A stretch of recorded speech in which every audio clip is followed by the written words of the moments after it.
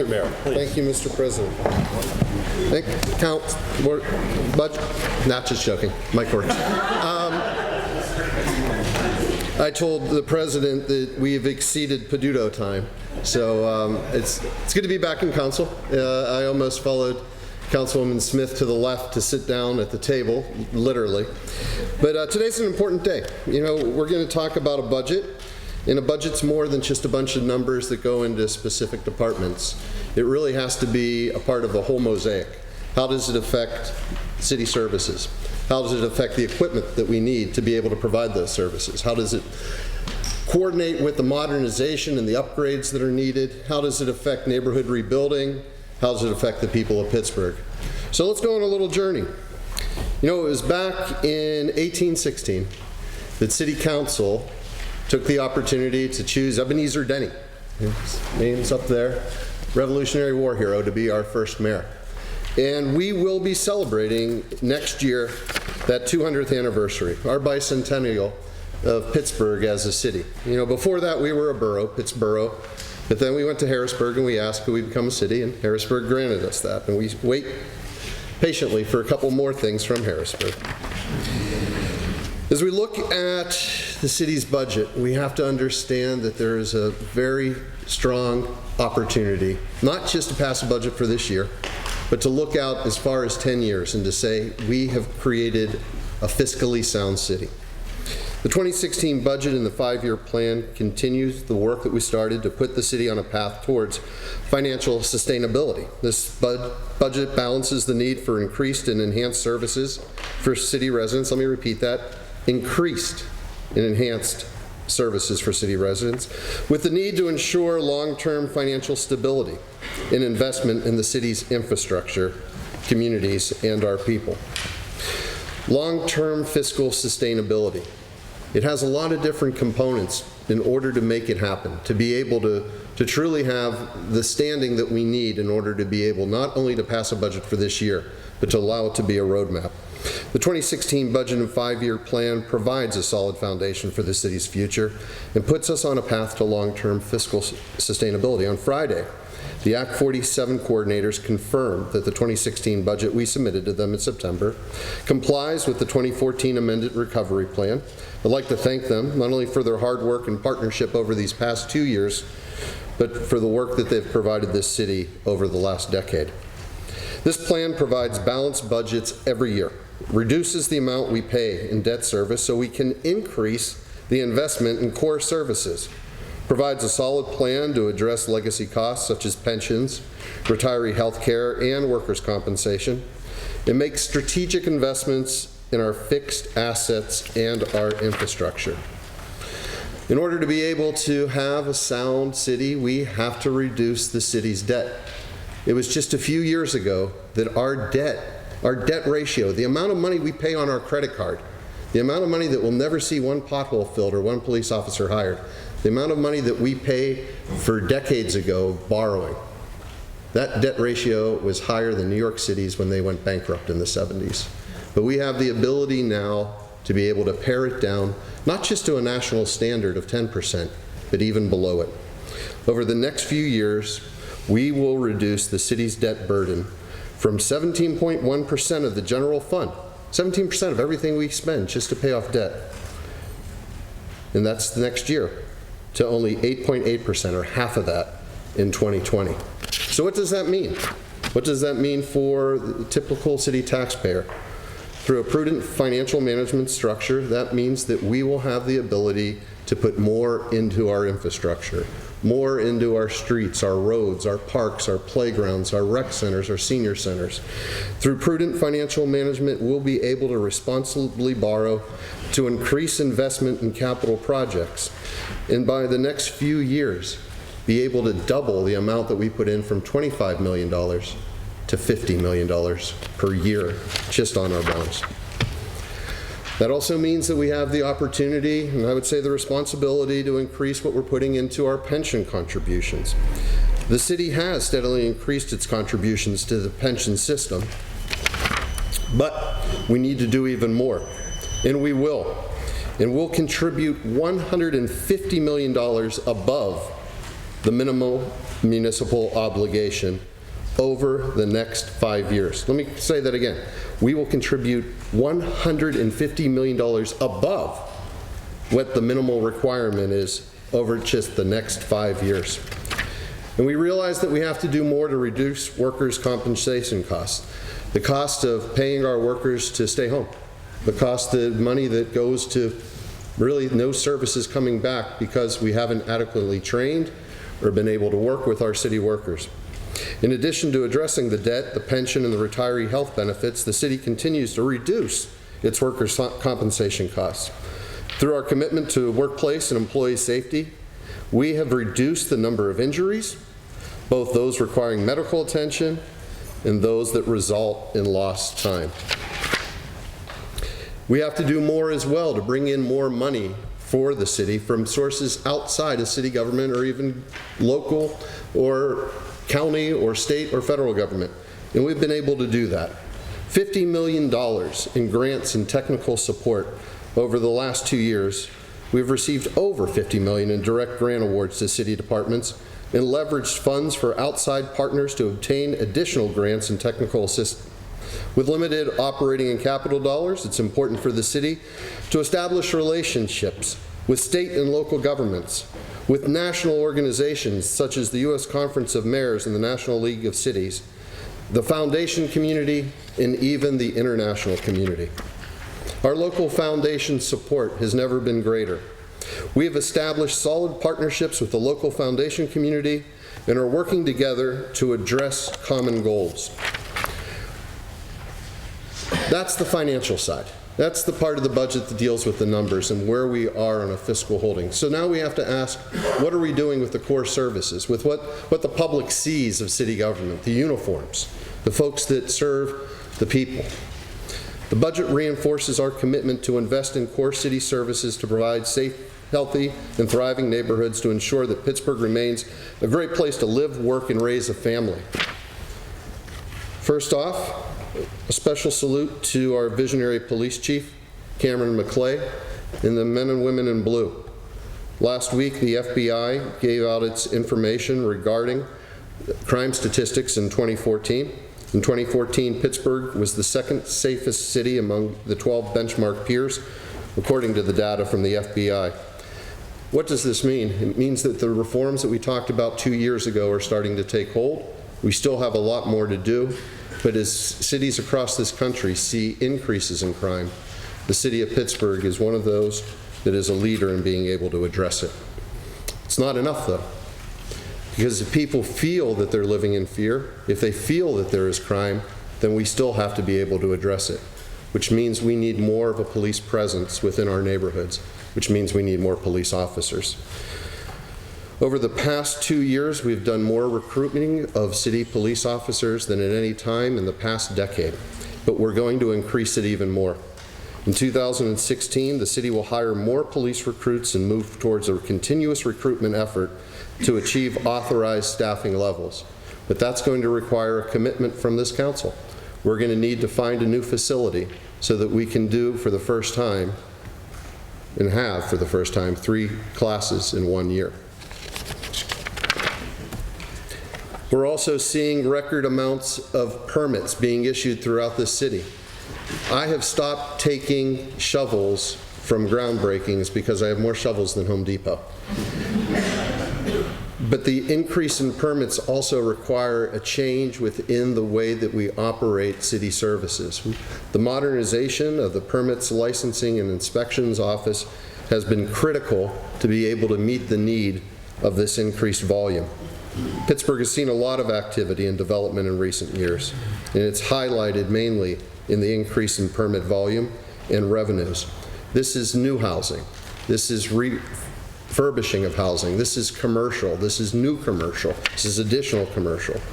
So in order to be able to address it, we've begun to cross-train our staff in the PLI, and we've gone through the heaviest increase in the number of inspectors in the department's history. We're completing the reorganization of the Department of Permits, Licensing, and Inspection, and with the highest number of inspectors in years. So we're increasing the number of officers. we're increasing the number of inspectors. We're increasing the enforcement throughout every neighborhood of our city. But it also comes at the time that there are fewer city positions within city government. Let me repeat that. Although we're increasing police and we're increasing building inspection, we have fewer employees. Because of a commitment this council took 2 years ago in offering early retirement, we're able to put new bodies in the positions that are needed, not just continually fill the positions that have been there for decades. The city has 27% fewer positions than it did in 2000. Yet we need to deliver the same core services throughout city neighborhoods. The city is able to work towards fully staffing the police and fire departments and adding inspectors to PLI by reorganizing departments and reducing the overall number of positions, many of these in middle management. So what does that look like in the past 2 years? Thanks to the efforts of our workforce, we're able to deliver more efficient and effective services, even with fewer employees than we had in just 2014. Special emphasis will be given in this budget to cleaning our neighborhoods, putting more of an emphasis not simply on having the Department of Public Works address it, but a partnership with the neighborhood organizations that are out there doing it already. We've worked with Clean Pittsburgh to create their agenda, and will support and empower them to be able to work with us to do more. Implementing the recommendations of the Clean Pittsburgh Litter and Illegal Dumping Roundtable will improve neighborhood quality of life. The three main components that they bring to this: develop a stewardship agreement with the 501c3 organizations to clean up city-owned properties. One basic agreement that everyone can sign up to, not independently going through law department, waiting a year to be able to clean up a hillside, and then partnering with them with the folks that we have at DPW. Collaborate with key stakeholders to increase education and enforcement, and standardize and share quality of life violation data between the city departments and make it available to the public through the regional data center, giving them the information that we have because it's theirs, because it's public information, so they can do more. We're committing to more vehicles and equipment for our core services. Beginning in 2014 and through 2021, our new long-term plan will invest $36 million in vehicles and equipment to deliver core services. In 2016, we'll continue our efforts to invest in our fleet to provide our employees with the vehicles and equipment they need to do their job. We'll be increasing funding for police vehicles by 33% to improve the condition of the fleet. We'll be purchasing 2 EMS vehicles, 17 public works vehicles, and 4 refuse vehicles as part of our efforts to upgrade and modernize the city's fleet. This purchase follows the acquisition of 7 fire apparatus in 2015. We're not forgetting our crossing guards either. In fact, we're going to be empowering them with a new tool they've never had before. We will equip our crossing guards with radios to protect residents and themselves, better integrate their roles into the overall services of the Public Safety Department, and work to develop a consistent deployment criteria. So that takes care of the investments that we need to make, the money and where it will come from, and the changes that have happened over the past 2 years in order to be able to prioritize certain aspects of city government. But we still have to look at our strategic investment, what we have, our facilities and other components. Pittsburgh has extensive infrastructure used to deliver core services to its residents, businesses, and visitors. This budget will invest in those areas and infrastructure that we depend on daily. These resources must work and be in excellent condition, not just today, but for future generations as well. So this is more along the long term. We realize what we need to do immediately, but on the long term, what are we planning for? The 2016 capital budget has $70 million in funding, and that's for projects all across the city. The budget continues our efforts to reform the capital budgeting process and improve our assets and infrastructure. Maintenance and investment in our assets and infrastructure. The majority of the capital projects funding for 2016 will be targeted for strategic maintenance and investment in our assets and infrastructure, including roads, facilities, vehicles, and equipment. We're developing a long-term strategy, a long-term plan to guide strategic investment, creating in the process the city's first fixed asset management system and looking not just at 1 year, 2 years, or 5 years, but 10 years. While we've had inconsistent levels of investment in our assets and infrastructure, through prudent financial stewardship and responsible borrowing, we'll be able to develop a realistic, long-term capital investment plan. The 6-year capital investment plan presented today includes $470 million in strategic investments from 2016 through 2021. These investments for 2016 will be all throughout the city, not specifically in one part of the city, but in every neighborhood throughout the city.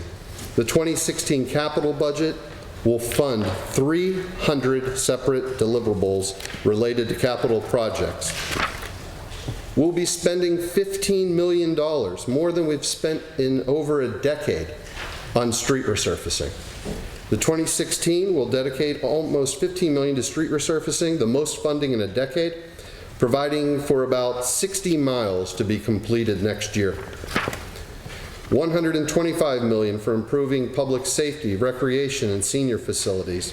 As you can see, as we get to the point in the future where our debt falls down, there will be additional investments that will be happening. From 2014 to 2021, our new long-term plan will invest $125 million in improving the facilities throughout the city. What does that mean? Take a look at Fire Station 34 before and after. The maintenance and repair of city facilities is a key part of our overall plan for strategic investment and maintenance of the city's assets, including public safety facilities, senior centers, recreation facilities, and others. To be certain, in the past, we did this on an annual basis by eyeball inspections, and we were always behind. We never had a strategic plan to look as a whole at all of our assets and create a plan to take care of them. Starting now, we will. The Cartograph fixed asset management system will be the tool that we'll be using. Public Works is currently rolling out a cloud-based work order and asset management system that will provide detailed reporting of daily activities, track regular maintenance activities, and capital investments for everything from our publicly owned streets to our city-owned facilities, and improve the management of critical assets. The Cartograph system, fixed asset management system, will guide the plan for strategic investment and maintenance of city facilities. The initial phase will focus on facilities, poles, steps, pavement, parks, playgrounds, and signalized intersections. A facilities optimization plan is needed. You cannot manage what you do not know. The facilities optimization plan with Macero is part of our efforts to develop a strategic and long-term maintenance and investment plan for all of our fixed assets and infrastructure. This effort will focus on the more than 300 buildings in the city's portfolio and includes the following. And before I say that, let me tell you a little story. We took office in 2014. We asked for a list of all the city's owned facilities. There wasn't one. So we went department by department to ask, what buildings do we own? We got the list together, and it still wasn't complete. We had to use utility bills to be able to track what buildings we own. We now have not only the opportunity to know what we own, but the opportunity to know what we should keep, what we should sell, what we should give to nonprofit groups to keep programs in neighborhoods that we may not be able to afford to fix the roof, what we should invest in, and what we'll need for the next 10 to 20 years. The conditions assessment to know what conditions each facility is in, the programmatic assessment to evaluate the current and potential future uses, user allocation, demographic analysis, space planning, identification of potential energy savings and sustainability initiatives, market valuation and disposition strategic strategies, and development of a long-term maintenance and investment plan so we can shift from a reactive maintenance effort to a more of a preventive maintenance function. The condition assessment data will be uploaded into Cartograph to establish a central repository of all asset information and utilize the data to understand what we have, what condition it's in, and how much it's worth. It will help us to better maintain what we have in the best way to do it. And then, once we understand what our budget is, what our critical needs of today are, what the critical needs of tomorrow, we have to understand that all that we collect All of this information doesn't belong to us, belongs to the people of the city of Pittsburgh. So how can we empower community through technology? How can we create a city that utilizes the best practices and utilizes modern technology in order for people to feel they're not only more of a part of the city government, but they're actually participating in it? Well, 311 is really the portal. It's the way that the city and the people interact together, and we've done a lot of changes in order to make sure that any type of communication is made available to 311. The 311 Response Center is that gateway to city government and the proper venue for citizens to address their concerns, request information, and/or access city services. The new 311 system will help residents to more readily access city staff and resources, and increased functionality will provide increased benefits. Citizens are encouraged to contact 311 via phone, the website, Twitter, and text. The new 311 system will provide even more features that will benefit residents, department staff, 311 representatives, and the general public. You'll actually be able to see all of your complaints and create your own file under the new 311 system, as well as the interaction between the city and the departments that are needed to fix the problem. Public Works is now more efficient. With Acela and Cardiograph and other tools, Public Works is operating more efficiently and providing the public with greater access to data. DPW has leveraged these tools and conducted monthly coordination meetings with utility companies to better manage coordination of right-of-way projects across the city. What's this mean? It means that it's now much more unlikely that after your street gets paved, a year later the utility company comes and tears it up. Improved coordination with utility companies has not only done that, but it's ensured that an additional 8.4 miles of roads were paved curb to curb that without coordination would have been single-lane paving jobs. Snowplow Tracker, everybody's favorite. Actually, people tell me that they watch and they wait and they take bets on what time the trucks will open. I'm not supporting betting on snowplows, but apparently people do it. Snowplow Tracker allows residents to keep up to date on the location of city resources during snow events. What it also does is it allows us to partner with Carnegie Mellon University to create this type of technology, and we're looking to do the next phase, to be able to find out when the plow's down or when the plow's up, whether the spreader is turned on or not turned on. And it creates this new partnership that we haven't had in the past between our large institutions and city government. PGH Street, another partnership we had with just young Pittsburghers who wanted to be able to take data and to create something useful to people. PGA.st is a city-sponsored app that provides residents with information about refuse and recycling conditions. You just type in your address and you'll know whether or not it's recycling week.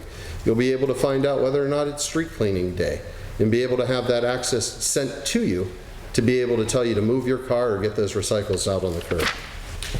The modernization of PLI. You know, when we started 2 years ago, there were only a few computers that were working off of a paper system. Record keeping was done on files that were filled with paper.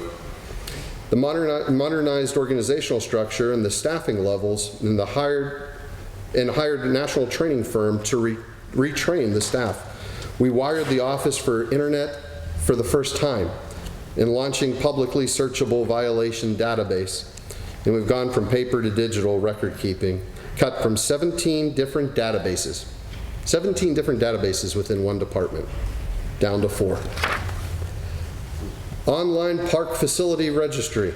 Remember those big lines that would circle around the city-county building when you wanted to be able to just be able to reserve a little shelter in the summer, and you had to stand in line, and then people actually created systems where they would try to hire friends to be in the line with them to be able to get a better spot?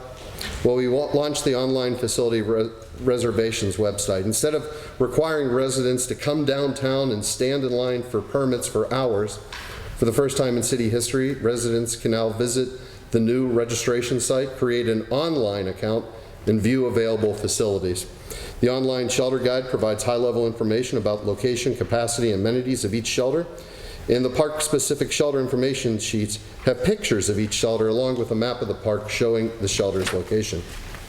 All of this starts to form together for what we call the roadmap for inclusive innovation, meaning that as technology starts to transform city government, we want everyone to be at the table. The roadmap for inclusive innovation is about providing opportunities for everyone to be a part of that technology innovation planning effort. Some of the key initiatives that will be addressed through the roadmap include the following: expand digital literacy training throughout the city and pilot library options to the public and community spaces, connect underserved communities with maker and STEAM programming, continue the development of the Uptown Eco-Innovation District. The program will attract new residents and firms and use sustainable infrastructure to redevelop this high-potential neighborhood. The Western PA Regional Data Center becomes the grounds for where all this information is being collected, and fiscal-focused Pittsburgh provides people the opportunity to see exactly how their tax dollars are being spent. Both of these initiatives have the ability to provide information to people to empower them to be able to do more. Beacon, and I have to say with this last one on the technology, this is where the national partnerships become critical. Code for America choosing Pittsburgh as one of 6 cities in order to create a new opportunity, and we chose it to be procurement. You know, how governments buy things are often dictated by politics. If you want to end that, you shine light onto it. You make it completely transparent, and you open up the opportunity to everyone. As part of our efforts to reform procurement, Beacon allows vendors to find opportunities to do business with the city and navigate the process themselves. So the best case example I can give is the issue we had with our senior centers and cleaning. For years, there's only been one vendor who has bid on that project. We opened it up through Beacon to all different cleaning agencies, and we had 16 companies bid on the work. When I talk to seniors, they tell me they weren't too happy with the past work. Now, with 16 different companies competing, if they're not happy with the other one, we can open it up and find another company to be able to bring in. Beacon is that opportunity. And not only that, but let's say you are a cleaning company and another contract comes up. Beacon will notify you in your company of the bid that's out there so that you have the opportunity to do it and not have to search through a newspaper in some section to learn about a government contract. Civic Leadership Academy, the Capitol Deliberative Forums, even the way that we search for a new police chief, going out into the community and hearing from people directly and letting their voice be a part of the decision-making process. All of these different initiatives empower people to have more of a part in the city government. Neighborhood development, I'll go through this kind of quick. Pittsburgh has seen a lot of investment. We see the cranes everywhere, and we see the building permits in the windows of houses and neighborhoods all throughout the city. And we're transforming neighborhoods across the city. But we have to replicate the successes we've had to increase housing and economic development across all of the city, especially in the neighborhoods in the north, the south, and the west. Looking at a map of what's been happening, these are only a few of the different initiatives that are presently ongoing. Several thousand new housing initiatives that have been announced or will be announced over the next couple of years. New commercial enterprises throughout every part of the city in revitalization to business districts that haven't seen it for decades. Bringing development into the neighborhood, looks at the different areas and the opportunities that we have in the partnership with the Urban Redevelopment Authority. Going again and just taking one area, the north side, and looking at all the different projects that are underway at this present time and those that will be coming online within the next year. And understanding that all of these different initiatives are the brick and mortar, but what it really comes down to is the people we serve. Though we've made great strides in putting the city back on a path to financial stability, improve the delivery of basic municipal services, reap the benefits of the billions of dollars of investment throughout the city, we need to ensure that city government works for everyone, especially our most vulnerable populations. I'm proud of all of our accomplishments over the last 2 years, but we have more work to do to make Pittsburgh great for our people. Our seniors. We've begun the process of adding free Wi-Fi to senior centers, partnered with the Neighborhood Learning Alliance to help seniors navigate on the computer and learn various programs. We're expanding the senior hours to accommodate working seniors, seniors who are raising their grandchildren, and those unable to attend during traditional hours. And we're even looking to expand that to start to provide dinner, like we've begun the program with our children. We've partnered with Code for America to identify qualified cleaning contractors, as I stated before, for our senior and rec facilities. We've been rehabilitating that Beachview Community and Senior Center, and that will be online very soon. And we're investing an additional $4.3 million in recreation in senior centers from 2016 to 2021. Our kids, like I said, we've created the first program to be able to provide dinners to children that need it, children that are qualified, and children that may not have a dinner, or if they do have a dinner, may not have the nutrients. Live Well Pittsburgh and the Grub Up last year served 43,000 breakfasts, 80,000 lunches, and 26,000 snacks. And we went to the pools where we provided, for the first time, free swimming, and provided the kids there with food as well. Healthy Together educated over 1,000 people on health care coverage and got them enrolled and their children enrolled for the first time. And this year we started a new program with second graders, and our goal is that over the next few years that every second grader learns to swim. 1,000 second graders took that program this year. We still have a lot more work to do with it. Learn and Earn was a critical part of this summer's efforts on city government, and we're going to continue to invest in our future by increasing our investment in the Learn and Earn program to expand employment opportunities for our youth. In 2015, more than 1,200 City of Pittsburgh youth participated in the Learn and Earn program, and that's up from 2013, where we had around 200. Through our collaborative efforts with Allegheny County, which joined us for the first time, the Workforce Investment Board, local foundations, and local businesses, we were able to provide opportunities for a total of 2,000 youth, 1,200 in the city, 800 from throughout the county. And in 2015, the city also launched a new internship program to offer young adults year-round opportunities to gain valuable work experience, develop professional skills, and learn about government. My Brother's Keeper, working with Allegheny County and partners citywide, My Brother's Keeper generated exciting new plans to increase opportunities for young men of color from preschool through post-secondary careers. It formed a partnership with Pittsburgh Public Schools for Public Safety Career and Technology Program, which we now have the opportunity to have a pipeline into careers in police, fire, and EMS from within Pittsburgh Public Schools itself. 13 local higher education institutions are committed to supporting the K-12 City Youth Initiative.